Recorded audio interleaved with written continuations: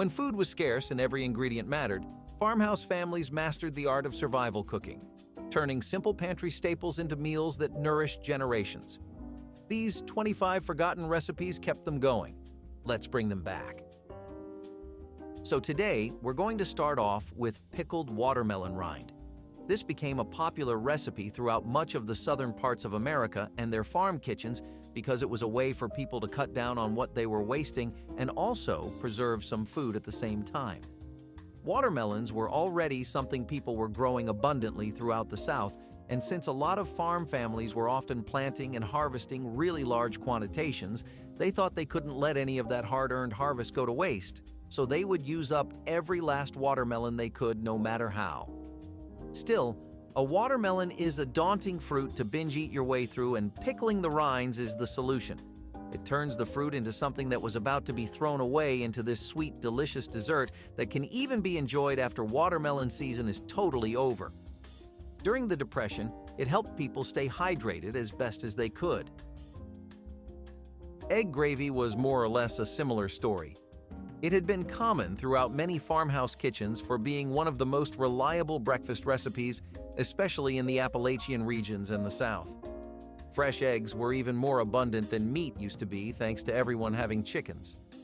Unlike a lot of other gravies which were savory and based on meat, the egg gravy was a really simple and cost-effective way for people to get a rich sauce that didn't need any of your protein.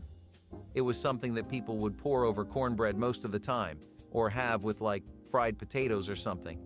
The dish was really popular whenever you wanted to stretch your pantry out, not waste too much meat, and just get by on something that's at least decent if not very filling. It was really common during times where supplies were low or during droughts and famines. Egg gravy was part of a larger breakfast table too, where it would often be served as a mild and buttery side.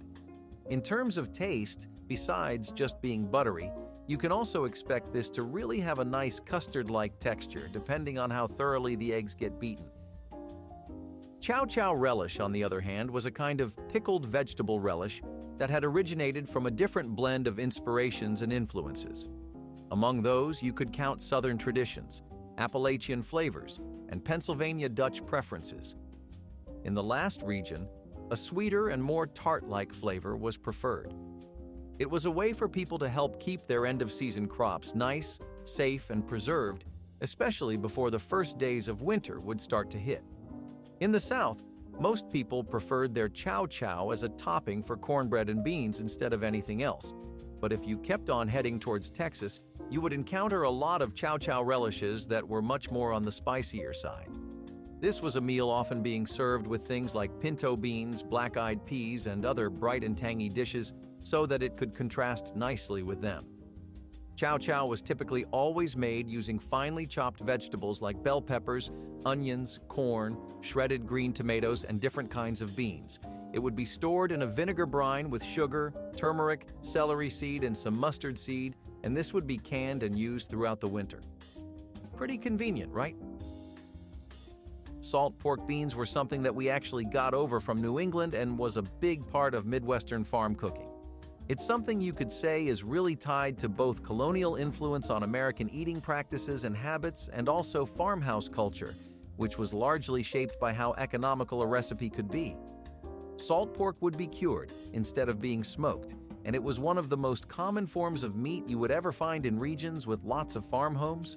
It was a time before refrigeration had become such a nationally accessible and available phenomena, so people had to make do with other means of storage and preservation.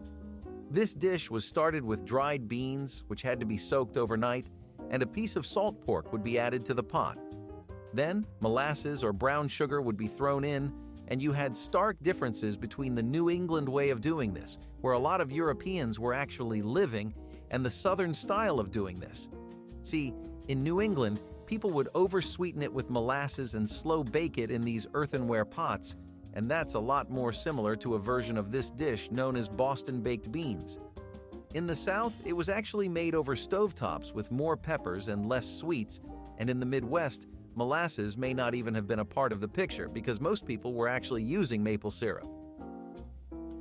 Cabbage and noodles, or otherwise known as haluski in Eastern European culture, is a really simple lost farmhouse recipe that's also really filling.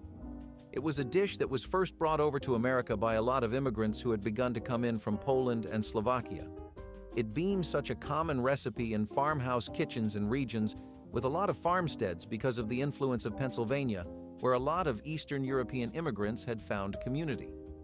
There were other states like Ohio and other parts of the Midwest, but it was basically these places that first started being centers for European culture to mix and mesh in with American culinary habits. The dish was something you would make by frying and shredding cabbage in butter and then tossing it with egg noodles, with some onions for a bit of a flavor kick. Sometimes, people would throw in meat, but in farms that weren't doing so well, this was always a meatless dish. It was also another winter dish, especially because people had a habit of growing cabbage to get through the winter, as rough as it sounds. Farmhouse Scrapple is as traditional as it gets. I mean, it has a farmhouse in the name. Pennsylvania Dutch regions were essentially the place of origin for this, because when the German and Dutch immigrants did settle in our dear old Pennsylvania, they started to make this dish a defining classic of the times, and personally, I think they did a pretty good job of that. It was an example of the waste not, want not mentality of cooking, and that showed if you just look at the preparation process for a small second. See, this was something that was made entirely of pork scraps that had been left over while the animal was being butchered, and it would be combined with cornmeal, which was one of the easiest and abundant crops you could grow. This boiled broth mixture of pork scraps, which could have been anything, from strips of liver to head meat, mixed in with cornmeal, black pepper, thyme, and sage, was actually really aromatic. Then, people would pour this gently into loaf pans and have it chilled, then slice it and pan-fry it until it was crispy. It was really unique for a lot of Americans, but it was also ridiculously fun because of how different the preparation process was in the dish. Apple pandowdy is something that hails from colonial-era times, and farmhouse culture was still the dominant one then too. But it was definitely different from, let's say, around the time of watermelon rinds.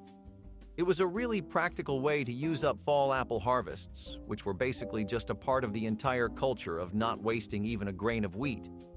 I gotta hand it to them, that kind of avoidance for wastage is a learned skill, and it's a pretty impressive one. This was a dish that basically wanted to do away with the elaborate process that pies required you to go through. But you might be wondering what the term Pandowdy even means. Well, it just refers to the method of dowdying. This means when you break up the crust of the pie in the middle of the baking process, and why would you do this? Well, it would make way for those juices to really sink in and get absorbed so that you get a pie with the deepest and boldest flavor possible. Apples would be pretty much in stock throughout the fall season, so it's not like anyone was ever hurting for them. This was a really sweet dish and one of the nicest things to make for your family during holidays and throughout the comforting, familiar, and nostalgic atmosphere of fall. Buttermilk soup was a really simple and nourishing dish that many households relied on, especially Scandinavian, German, and Pennsylvanian Dutch communities. Buttermilk was something that arguably the entirety of America, suburban, urban, or rural, was dependent on, but this soup was something you would only find in farmhouses. Buttermilk essentially is just a byproduct of people making butter at home, which you'd actually be a little surprised at how common that was. This soup was a really easy way to get rid of that, though, since it required so much of it. Buttermilk was something you had to be really gentle with when you were preparing it. The heat had to be just the right pressure. It had to be thickened with flour, but too much of it would ruin it. It needed a pinch of cornstarch, not a dash, nor a dollop, and not a generous heap. It needed a very specific pinch. So it was all these tiny details you had to get an intuitive feel for before you could start making these off the top of your head every day. But once you did, it was worth it. Beef drippings gravy was essentially one of the nicest things you could find in farms and pioneer households. In those homes, large cuts of beef like steaks and roasts would most often be made in cast iron pans or ovens. These would leave behind an intense layer of really flavorful brown and crispy bits. You know the ones I'm talking about, right? It's like whenever you're at a barbecue and you try to get the part of the meat that's perfectly charred and browned. After cooking roast beef, steaks, and ground beef that had been prepared in different ways, the pan drippings would be collected, and then a roux would be made by whisking flour into that dripping. Then, the paste was further refined with water, milk, or some beef broth, and you eventually got this really nice and thick gravy. In culture, people used to have this dish for Sunday dinners very often, and church potlucks would also have it since it was such a low-effort dish. Corn cob jelly is a farmhouse jelly that has earned its certifiable classic status. It was a technique that had been developed by women who were alive throughout the Depression, working as home chefs for entire communities at a time, aided by pioneer women. It was a way to avoid wasting absolutely any part of the corn, something people had become used to doing despite the way they would genuinely try to avoid waste with everything. The issue with this one was that they just didn't know what to do with the cob until this recipe came along. See, after the corn had become stripped from the cob, these were collected and kept safe because later, these women would boil them in water. Seems like it wouldn't do a lot, right? That's only if you don't know that the cobs of corn are actually filled with natural starches and sugars. This strained liquid would then be mixed with a heap of sugar, lemon juice, and the magic ingredient, pectin, which would basically help create a golden red jelly. This was one of the best recipes throughout the Great Depression because it was free, made using a natural resource, and it was sweet and low effort, which seemed like divine intervention back in those times.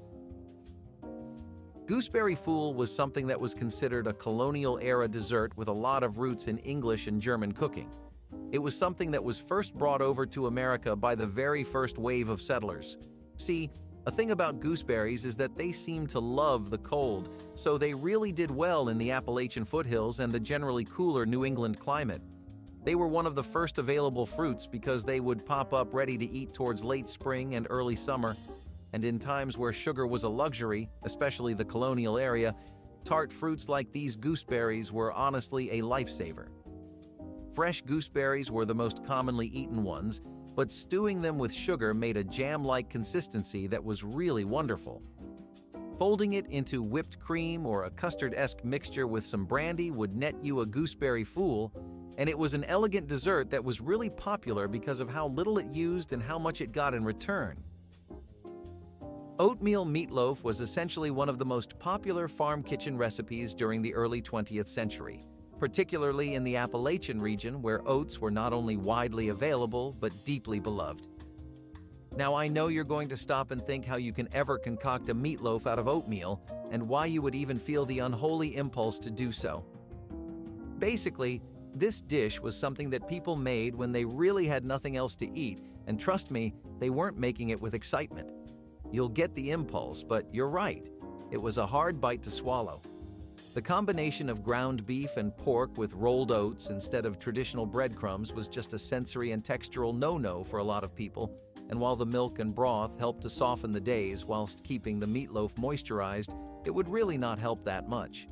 The Worcestershire sauce added flavor for some, but for a lot of people this was just a mess that wasn't really redeemable, its only one benefit being that it was stupidly good at keeping you full. It was the kind of thing you would see in community suppers and church potlucks during the early 20th century as a way to stretch a little bit of meat into something that can actually go around a big group of people.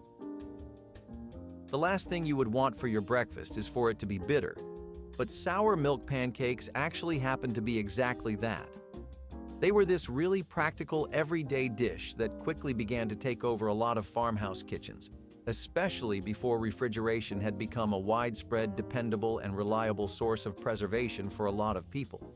Rather than wasting fresh milk, cooks instead preferred to utilize it however they could manage to in the form of pancakes. And that was a pretty damned good usage, if I do say so myself, considering the economic difficulty these times were plagued by. See, the acidity of the sour milk would help make these extra light and fluffy pancakes that, once combined with baking soda, would end up making a really, really lovely pancake that was not only just like the original thing in terms of how it would feel, but with an entirely new kick to it. It's like when you unlock your character's super secret mid-game form in an action game. Green tomato pie was a really big classic throughout the southern and midwestern regions, and it's easily up there in the Hall of Fame as far as desserts are considered. Still, a tomato pie is something to raise your eyebrow at, and not necessarily out of interest. A green tomato pie even more so. So the question is, Do we have another oatmeal meatloaf situation on our hands, or do we have something worth bringing to the table, pun intended? Well, the answer, like always, is that it depends. See, these thinly sliced green tomatoes were made with a lot of warm spices, and you might not be into that, so it depends. It was also made with lard and a butter crust, and then topped with a double crust, with some versions even having ginger and raisins for more spice and sweetness, and you may not be into that. Now, the dish was really good at preventing waste because this way tomatoes wouldn't just sit there catching dust and rot, and it also had a lot of decent health benefits, and you might be into both of those things. It was a wonderful winter dish, and for people that actually do enjoy tomatoes, this dish made the best use of them, and you again might be into that. So the answer, my dear viewer, like with much in life, is that it depends. On you. Entirely. But hey, at least you know you can make a pie even out of green tomatoes now. Rabbit stew is a dish that I'm sure you've not only just heard of, but probably even had a few times. It was such a common stew to make in the frontier and in farm kitchens, especially throughout the South, but particularly in the Midwest. This was because most of America's rabbits ended up being there, and besides being perfect stew material, those rabbits were also an excellent source of protein for hunters, trappers, and local poachers, villagers, who were making their day-to-day bread living off of the land. During the Great Depression, thanks to a lot of wartime rationing, rabbits started to become a cheap protein that was a nice alternative to chicken or beef, and this meant that people started experimenting. Now, a lot of recipes were cooked with chicken and beef being substituted for rabbit, but nothing quite stuck to the wall as well as rabbit did.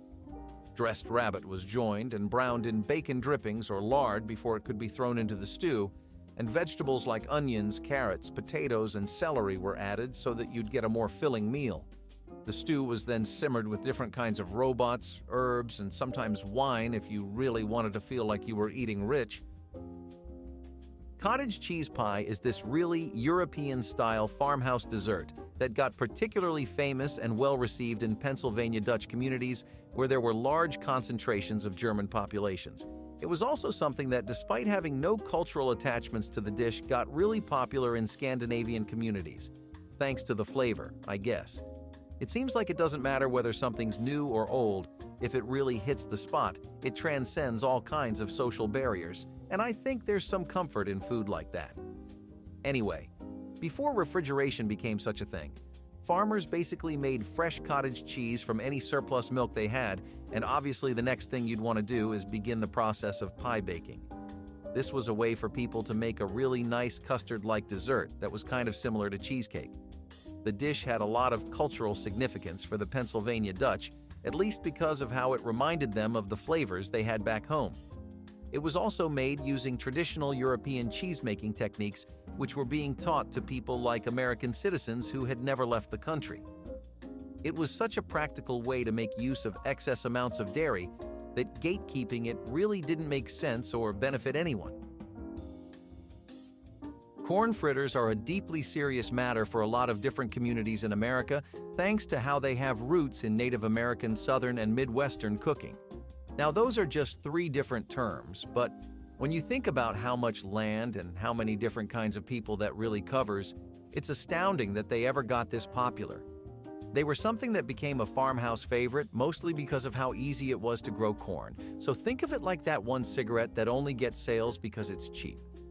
Anyway, fresh or creamed corn kernels had to be mixed in with flour, eggs, milk, and baking powder. And the thing about corn was that since it was cheap, it meant you could spend more of your budget on the dessert ingredients. Stuff like butter, cream, and milk didn't come cheap most of the time, and not having to spend more money on a main ingredient helped make these things more accessible. These fritters were one of the sweetest and nicest desserts you could have, and they were really similar to Johnny cakes, often being served with stuff like fried chicken or different kinds of pork chops. Homemade head cheese is this really traditional farmhouse cold cut that's actually got a bit of a disgusting or at least uncomfortable story behind it. See, typically, this is made from the pig's head, except the head is boiled and the head meat is set in this really gelatin-rich broth, so yeah, unless you're a massive stickler for all things pig-flavored, this genuinely may be too intense for you.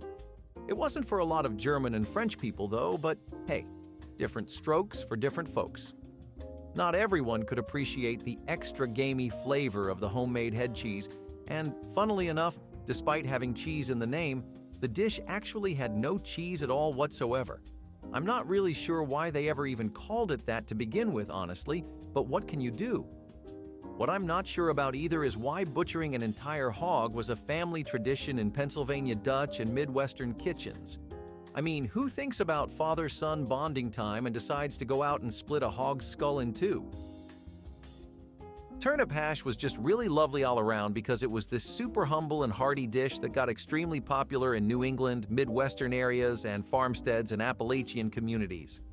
A lot of farming culture was relevant to these areas, so a lot of the lost recipes we have are also from them. In them, root vegetables were also really commonly consumed. They used to make up most of people's diets and eating habits throughout the winters as well.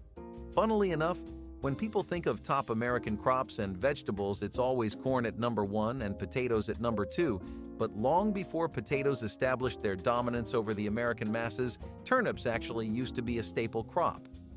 One of the biggest reasons for that's the way they would last you throughout the cold months and how farm families could basically make several different kinds of things with them. You could make mashes, hashes, soups, and even put them in stews, or serve them up on the side with whatever meat scraps you had. Turnip hash was a really simple winter dish, but it got the job done well enough because it was one of the most refreshing and warming breakfasts you could have. Even Mayo, so if you had the chance to eat this with roast pork or corned beef. Brown bread in a can. Yep, that's the entire premise of this one. And I know you might already be interested in hitting that fast forward button over there a few times, but hear me out for a second. This is a classic dish and I'm going to give you 3 seconds maximum to guess it because it's really obvious. 1, 2, 3. Okay, so if it wasn't clear enough, it's popular in New England because, of course, where else do you hear about things like that? It was something that colonists had brought on over during the very start of the colonial era, and it was during when wheat flour was generally considered a scarce resource in most places. Rye and cornmeal were the more popular substitute for people, especially when it came to cheating on nice steamed breads. These breads were in hot demand in places like Boston, Vermont, and Maine, and farmhouses there would sell them whenever they could for a quick buck. So, one of the ways of making this easily marketable, hotly demanded steamed bread was by making brown bread in a can, and the cans would be placed in pots of simmering water and steamed for 2 to 3 hours properly and thoroughly, right? They really had to get in there and make sure his baby was being put through a sauna properly. This was a signature New England dish that would most often be served with baked beans and some salt pork, which, believe it or not, was actually a very typical Boston Saturday night dinner. Now, the thing about sorrel soup is that while it has roots in European peasant cooking, it was actually fought on over by so many different kinds of Americans that it's most likely lost its original touch now. Eastern European immigrants, Germans, and Dutch people that came and settled in Pennsylvania were known as the Pennsylvania Dutch, and they most often made homes in the areas I've been mentioning throughout the video so far. Then there was sorrel, which was this really lemony-tasting green that was one of the earliest vegetables you could plant and harvest. It would come right at the start of spring, meaning that it was one of the vegetables people would plant immediately and always be looking out for. You would look forward to eating something like that after a long, cold, and grueling winter, wouldn't you? Fresh sorrel leaves were precious to people. They would be taken from gardens or foraged, and they were wilted in butter, simmered in broth, mixed with vegetables, and served hot or chilled with some sour cream. Not only was it a wonderfully refreshing and nutritious dish to add, it was also really heartwarming to have something like that. It means something to restore strength to a person's body, but helping them feel better is a whole other animal entirely. Hog Maw is this dish that was really popular with all sorts of Southern families. It was traditionally always prepared after hog butchering was done, and farm families, as you know, were very invested in getting all possible returns on investment. The stomach, or the maw of the hog, was thoroughly cleaned before it could be ready for the stuffing. Once the cleaning was done, which, mind you, was really a hard thing to do because you also had to blanch it properly, it would be stuffed with a mix of potatoes, onions, seasonings, and bits of sausage. Some different versions of it also used a bread stuffing or a cabbage depending on the place, but most areas stuck to the traditional recipes. This stuffed stomach would then be boiled or baked until it was tender, and if you were baking it, you would get some extra crispy bits of skin on the outside. They would then be sliced and served with different kinds of gravy or mustard and served with sauerkraut. This is a quintessential Pennsylvania Dutch and Southern America dish, and it's always something you would see at farm dinners or big holiday gatherings. Hog Maw had a really smoky flavor despite what you're thinking. It wasn't overly gamey, and the sausage and seasonings really helped mask a lot of the metallic taste. Blackberry dumplings were essentially one of the most resourceful farmhouse desserts. This was one of those things where you didn't even need to really work for it, you know? Blackberries were the kind of thing you could source easily. If it wasn't already being grown in your garden, then it was out there in the wild, and you could just forage it. Next, all you had to do was mix in some water and sugar, simmer, and craft the perfect syrupy base for your dessert. So, steaming a dessert isn't actually too common in most American recipes nowadays, but this was one of those recipes where you had to steam the dumplings until they were fluffy and just the right amount of soft. Some recipes also had a lot of cinnamon, nutmeg, lemon zest, things like that, thrown in all for extra flavor and to just give it a more well-rounded depth overall. Next, you would serve it with a whipped cream topping or just some vanilla ice cream on the side, and it was honestly a delight to eat. It showed people that you actually didn't need money or fancy ingredients to have a dessert that would do everything you needed it to. Plus, it was a summer dessert, so it really helped with the heat after a long day of working the farm. It didn't even need baking, just a stovetop and some cast iron skillets. So bean pie is just this really African-American dish that was actually made as a nutritious alternative to something that people had more or less become addicted to, which was sweet potato pie. This was a dish that had been made with pureed navy beans, instead of the usual assortment of vegetables with way too much starch content. It became a dish that widely associated with black bakeries and street vendors, and its origins were something that actually could be traced back to the widespread usage of beans in early Southern and farmhouse kitchens. This was a dish that made extensive use of navy beans, after all. You first mashed them, then blended them with evaporated milk, your usual pie ingredients, and vanilla extract, and then you would pour that into a pie crust and bake it until it was set. It was also very common in African-American Muslim communities, and with Ramadan coming up, maybe this is a blast from the past you want to try out this March? Stuffed cabbage rolls were essentially comfort food for American farmhouse kitchens, especially those in the Midwestern regions. Their origins are something you can pinpoint to Jewish and Eastern European immigrants who first started bringing in recipes for cabbage rolls that had been a part of their traditions. Mind you, this is all stuff that's way back in the 19th and early 20th centuries, and over time, they've become big staples in the American cooking sphere. It's just that they're so good for cold weather, you know? If this video has taught you anything, let it be this. In the winters, cabbage is definitely your best friend. Stuffed cabbage rolls were something that were deeply relied upon by European peasants and impoverished families, so in tough times, farmhouses found that this recipe was actually working wonders. These rolls became popular in cities too, not just farmhouses.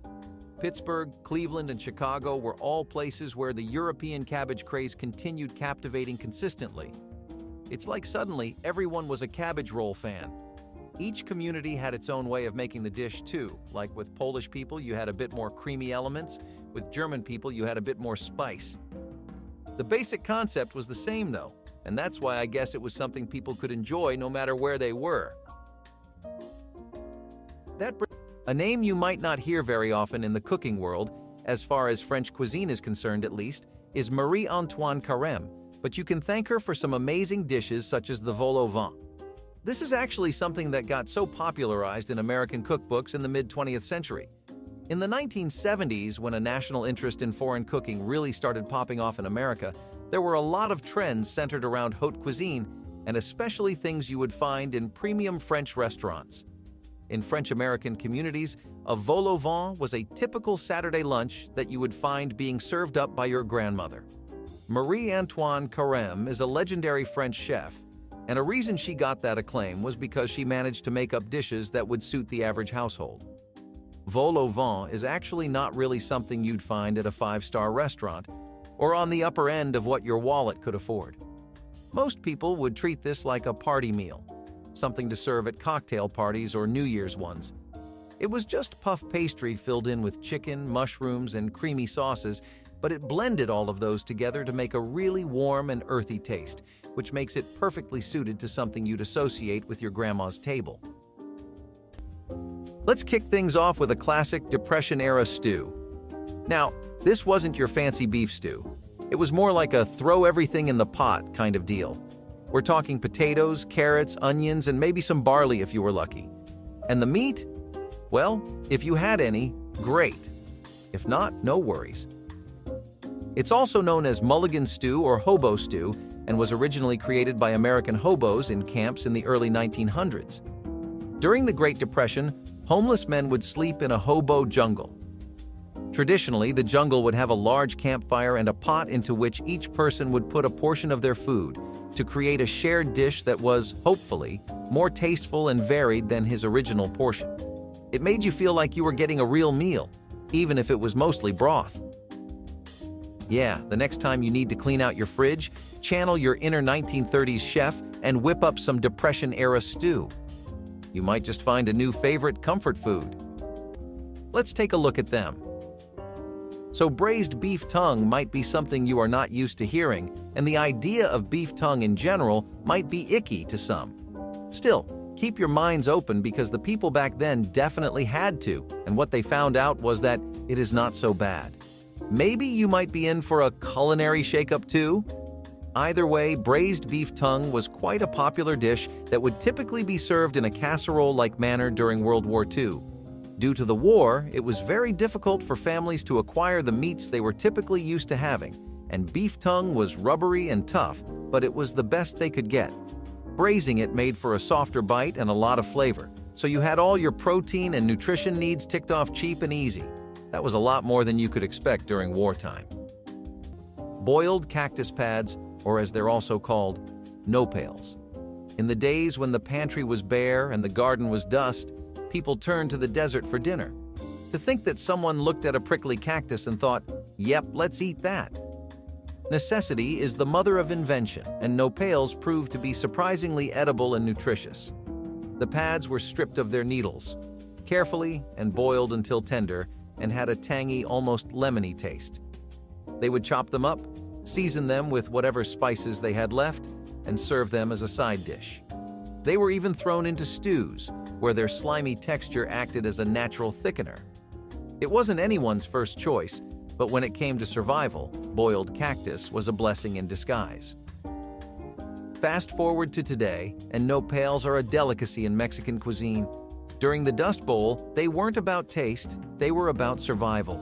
Those desperate cooks never imagined what they saw as hardship food would one day be served in trendy restaurants. Cactus pads proved that even in hard times, resourcefulness can take ouch and turn it into yum. Spiedis are also something you would find at gatherings for family or just friends, mostly because no party is complete without a good platter of meat skewers going around a few drinks. So, mostly people would enjoy these most when the meat was lamb, but some areas like California would use chicken or beef too. It was really the grilling where the magic happened. These plates of Spiedis set the mood in a party alight. It was a taste that, when they experienced it, people at a party knew that they were in for a really good time. The kind of dish that gets a crowd excited and hungry. There were even Spiedifests in Binghamton and all around New York in general.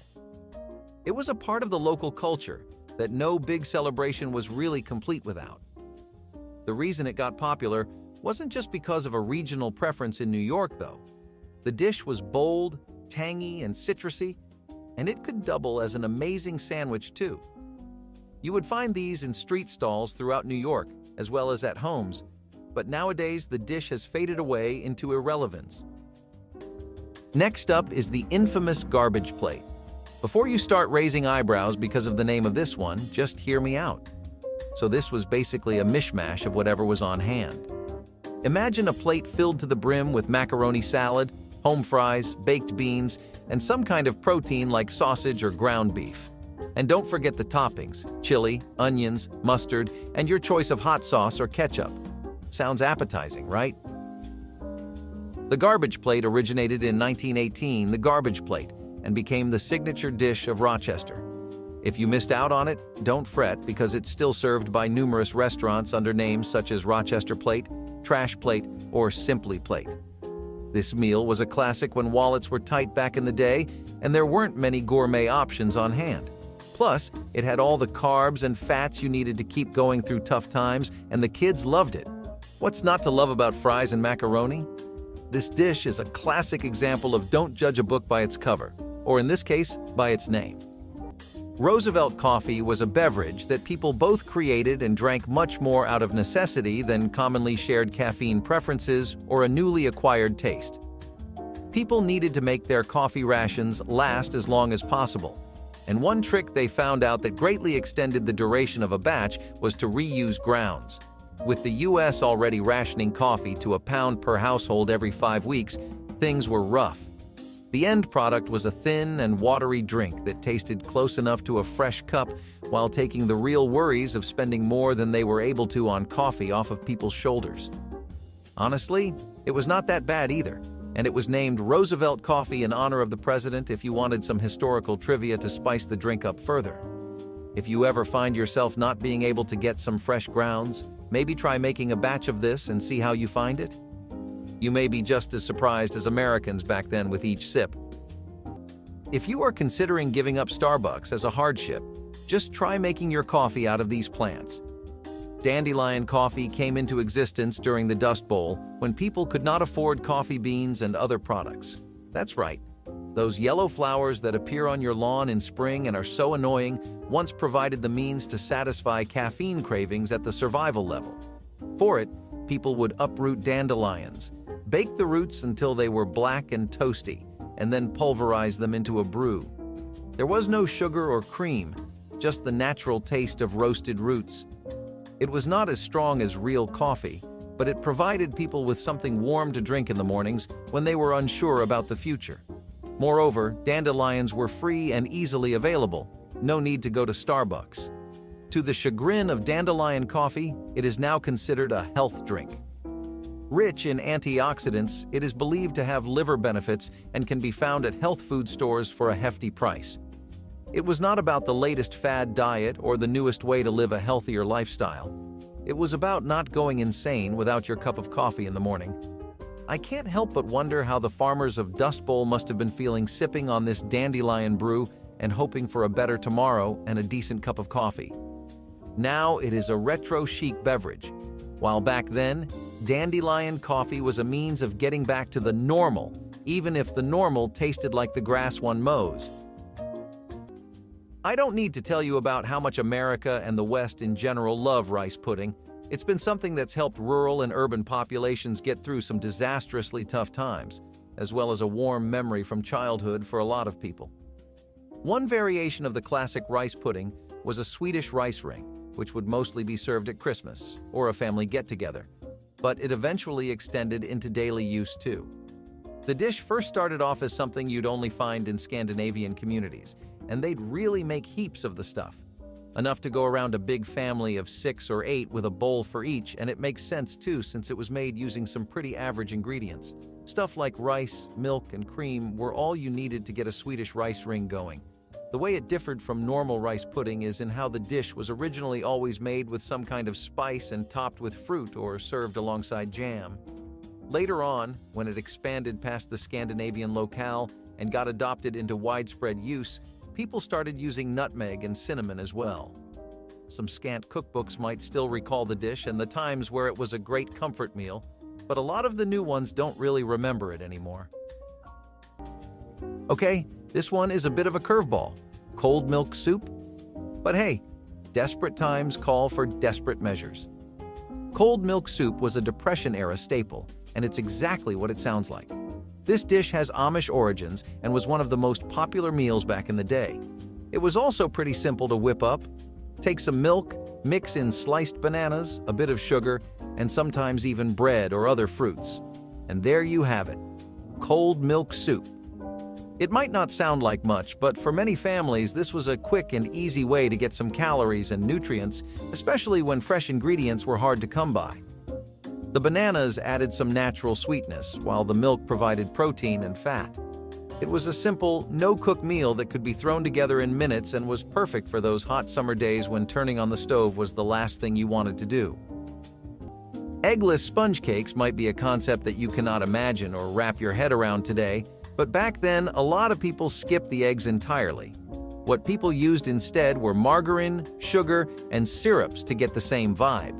What you got was a crowd entirely in favor of a sponge cake that was airy, fluffy, and made the best of your resources. Wartime brings out the frugality in everyone, but in this case, it brought out the inner baker with a quick fix or workaround for everything.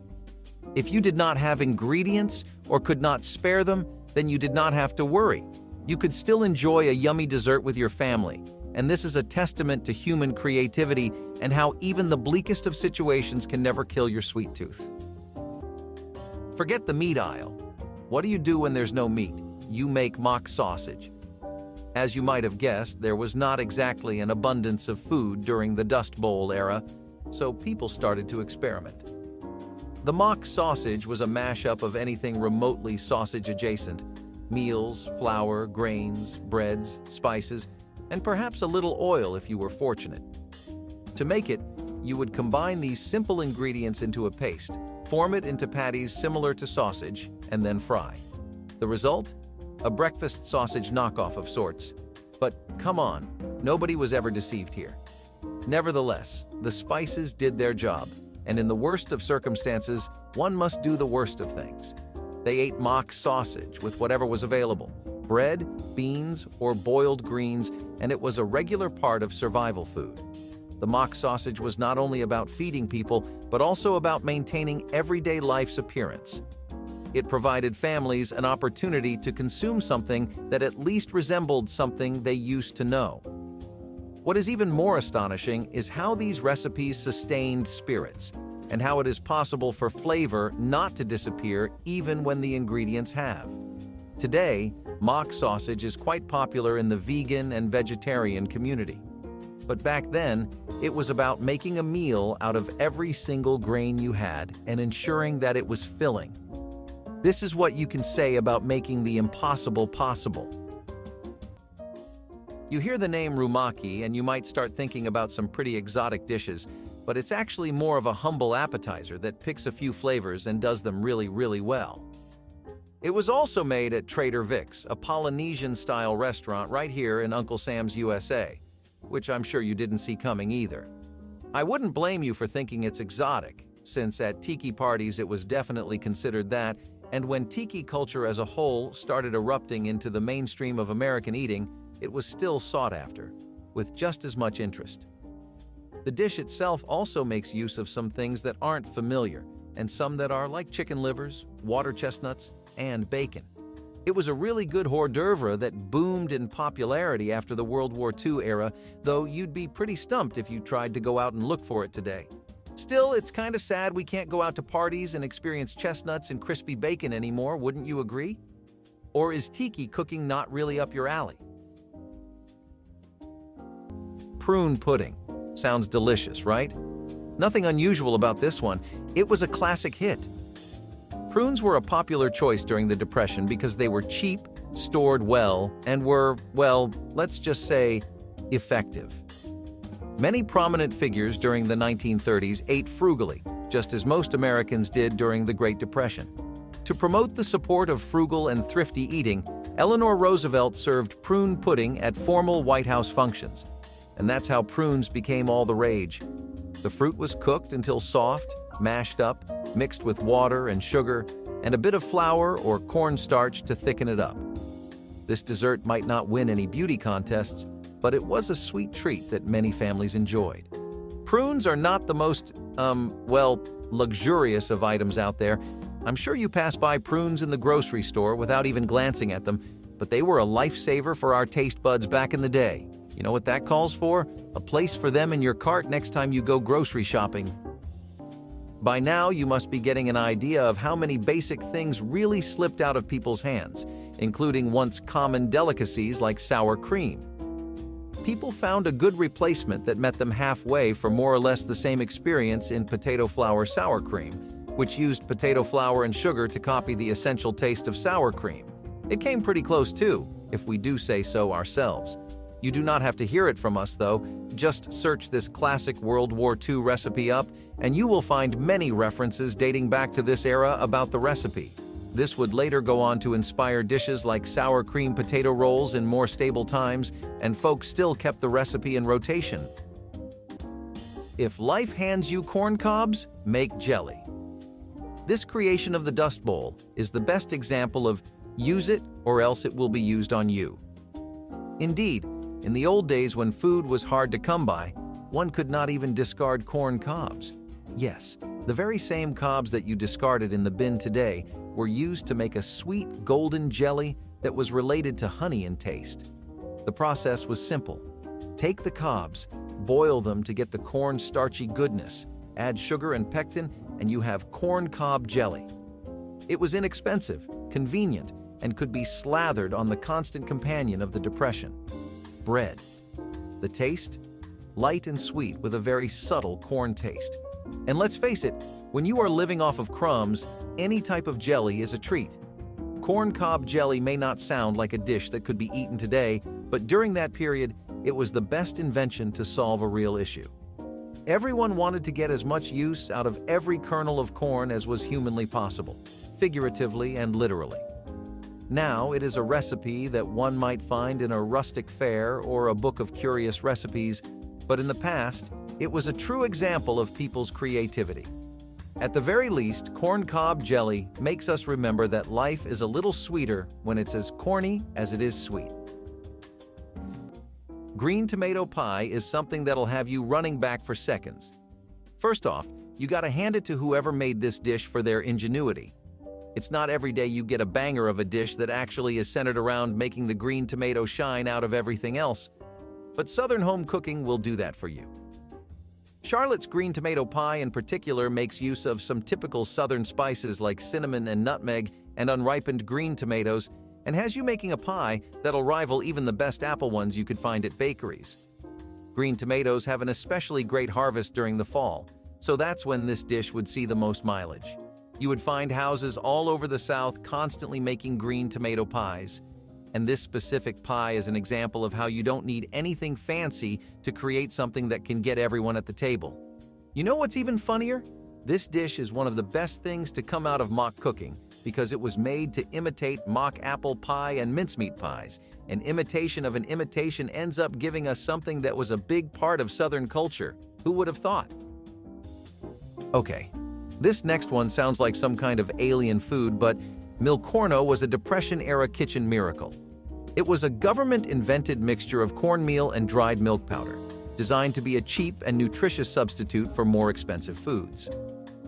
A research team led by Flora Rose developed Milkorno, Milkowato, and Milkweedo cereals in the early 1930s, and they were sold exclusively to the Federal Emergency Relief Administration for distribution to Americans impoverished by the Depression. It was claimed that by substituting Milkorno for flour and cornmeal, a family of 5 could eat for less than $5 a week. The best part about Milkorno was its versatility. You could use it as a base for porridge, bake it into cornbread, or even use it to thicken soups. And while it might not sound super exciting, Milkorno dishes could actually be pretty tasty with the right seasonings and a bit of creativity. With the rise of delicious cereals, there's no room for it in our diets now, but hey, no one's going to judge you if you want to give it a try. A more simple breakfast to get people's day started was creamed peas on toast. Look, lots of homes could only use so much butter, and spices like cinnamon or other toppings very popular with toast nowadays were definitely out of the question. People still need a good kick to get their Monday in motion, and these peas were not only a wonderful source of protein, but the cream on the toast made for a filling breakfast too. There was a massive emphasis in World War II on dishes that prioritized nutrition while keeping you full or as full as you could get. In America, every household was more than willing to compromise a bit on flavor, elegance, or presentation in exchange for more practical food that still tasted all right. Creamed peas on toast understood the assignment perfectly and fit the bill. If you believe that using every part of the animal is a modern concept, you are mistaken.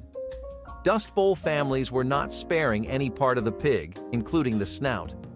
Pig snouts breaded might sound like something you dare a friend to eat, but during the Great Depression, it was a delicacy. When meat was a rare commodity, the snout was a cheap source of something meaty, chewy, and quite palatable. The snouts were washed, cooked until soft, and then breaded before being deep-fried to golden brown. The result? A crispy outside and a very tasty meat on the inside. Well, yes, the texture may have been somewhat unusual, but when you are hungry, you don't mind.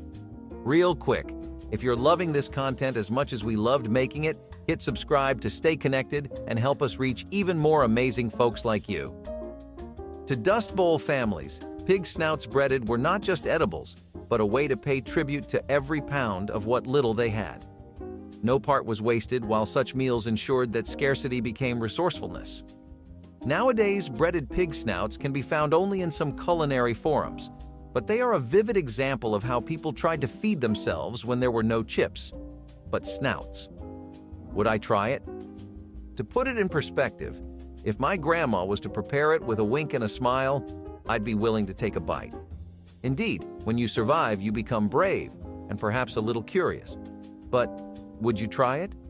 Leave us the answer in the comments below. I know for a fact you've all grown up on some of your grandparents' baked ziti, especially if you have some Italian roots, and if you do, then you share that in common with this dish. Right from the streets of Italy, immigrants first brought this dish over in the middle of the 19th century throughout the early start of the 20th one, so it had a lot of time to become something that people could love and associate with the finer things in life. People had a lot of time by the mid-20th century to try this dish, and plenty of families had passed their own secret baked ziti recipes down. The baked ziti really hit its highest highs during that time period in the 1950s to the 1970s, and it was something you could enjoy at both a potluck and a fancy at-home date. It was a staple of Italian-American cooking, and you could even find it at weddings. I, for one, think that really speaks to how popular the dish was. But what's your experience with this dish? And if you don't have any yet, is it something you'd ever try out? Here's a sandwich combo that might make you do a double take. Peanut butter and mayo sandwich. Yes, you heard that right. Before PB&J sandwiches became a thing, peanut butter and mayo sandwiches was all the rage. Now, before you wrinkle your nose, this one tastes far better than it sounds. In the 1930s, peanut butter and mayonnaise were both affordable and readily available, making them a popular pairing. The creamy, salty peanut butter mixed with the tangy mayo created a unique flavor combination that some people swear by to this day. It might sound strange, but remember, during the Great Depression, you ate what you could afford, and this sandwich was cheap and filling. So, if you're feeling brave and want to try something new, make yourself a peanut butter and mayo sandwich. Who knows, you might discover a new guilty pleasure. It was rare to get protein from actual meat during that period, but that didn't stop people from fulfilling their cravings by dabbling in mock cuisine, such as the popular mock fish fillet. While this did not actually use fish, it imitated the texture and flavor with pints of milk brought to boil, ground rice, chopped onion, and leeks, with the end being a good stir in a properly beaten egg. What you had was an excellent mimicry that felt close enough to the real thing while being distinct and offering a new experience. Nowadays, this recipe is used in vegan communities, but its origins come from very anti-vegan places, and it would be a great substitute for actual fish and chips as well.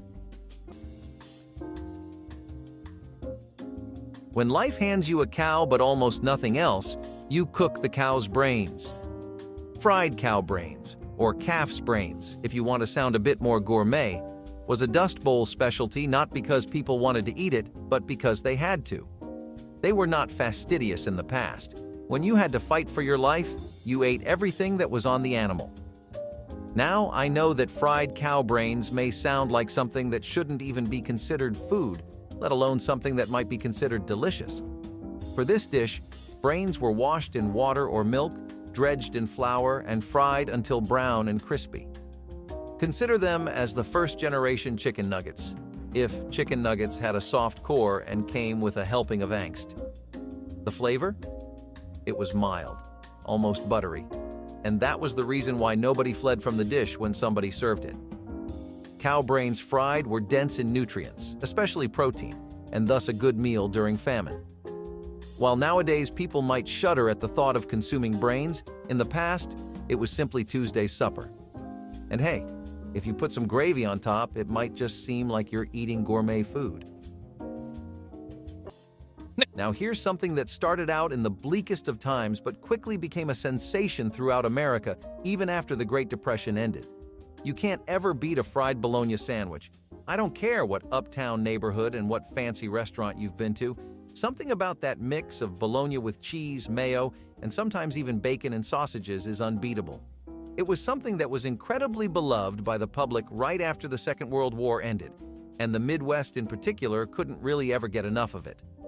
Diners, homes, rural areas, local breakfast joints, everyone was serving an affordable fried bologna sandwich. It was something you could rely on to both satisfy your taste buds, get you a healthy dose of protein, and not break your wallet if you had it daily, which was really asking for a lot in those times. All right, let's talk about a real comfort food of the Depression: bean in tomato stew. Beans were a go-to ingredient during the Depression days because of how nutritious, affordable, and versatile they are. It's basically just what it sounds like: beans cooked in a tomato-based broth. But you could also throw in potatoes, carrots, and maybe even a little bit of rice for extra substance. The beans provided a good source of protein and fiber, while the tomato sauce added a burst of flavor. This stew could be enjoyed on its own or served over rice, bread, or even mashed potatoes if you were lucky enough to have them. Originally, Native Americans sweetened baked beans with maple syrup, but then someone decided to turn this protein into a stew, and hey, we're not complaining. It was a filling meal back in the day, and it's still cooked in many households around America where the budget is a bit too tight. I know this dish might sound plain, but believe me, when your belly is rumbling and your pantry is bare, this stew can be a lifesaver. Think of a crispy and tender potato cake that has the perfect crunch to it too, and you have yourself a potato flotty. Potatoes were an ingredient that the horrendous war had not taken away from people, along with other basic necessities like wheat. So dishes involving potatoes saw a huge increase in popularity, and some rather forgotten ones like potato flotties got a whole new chance at life.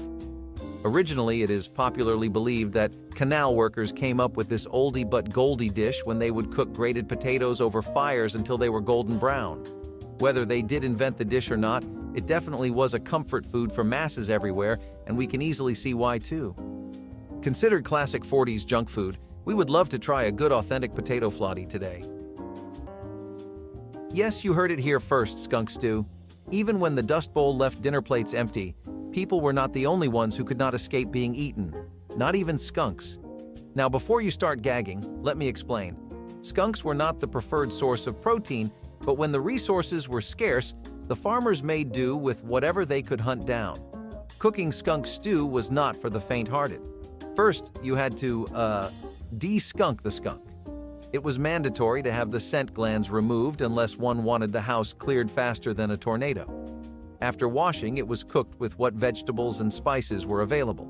The result? A rather soft and gamey